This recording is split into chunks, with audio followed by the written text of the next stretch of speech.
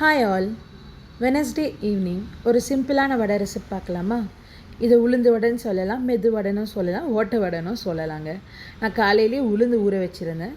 Evening ஜிம்லேருந்து வந்த அப்புறம் உளுந்தை நல்லா அரைச்சிட்டு ஆனியனும் நல்லா சின்ன சின்னதாக சாப் பண்ணிவிட்டு கருவேப்பிலை, கொத்தமல்லி, பச்சை மிளகா, அப்புறம் தேவையான அளவு சால்ட் மூணுத்தையும் சேர்த்து நல்லா மிக்ஸ் பண்ணி வச்சுட்டு நல்லா கொஞ்சம் திக்காக அரைச்சிங்கன்னா உங்களுக்கு அந்த ஷேப் பிடிக்கிறதுக்கு ரொம்ப ஈஸியாகவே இருக்குங்க. அதுக்கப்புறமா ஒரு கடாயை ஏற்றிக்கோங்க.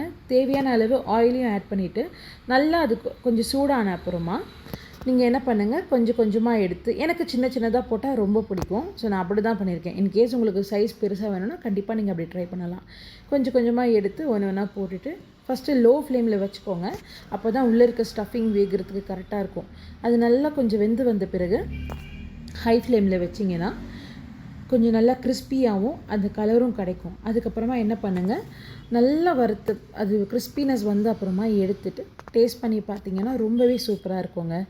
எனக்குமே கல்யாணத்துக்கு முன்னாடி வடை சுடலாம் தெரியாது. ஆஃப்டர் மேரேஜ் தான் எல்லாமே கற்றுக்க ஆரம்பித்தேன். கொஞ்சம் கொஞ்சமாக அட்ஜஸ்ட் வெளியில் வாங்கிறதுக்கு பதிலாக நம்மளே செய்ய கற்றுக்கலாம் அப்படின்ற பட்சத்தில் தான். ஆனால் அவுட்கம் நல்லாவே வருது. நானும் எக்ஸ்பர்ட்லாம் கிடையாது. கண்ணு பார்க்குது, கையை செய்யுது, அந்த கான்செப்ட் தாங்க. எங்கள் வீட்டில் எல்லாருமே நல்லா சமைப்பாங்க.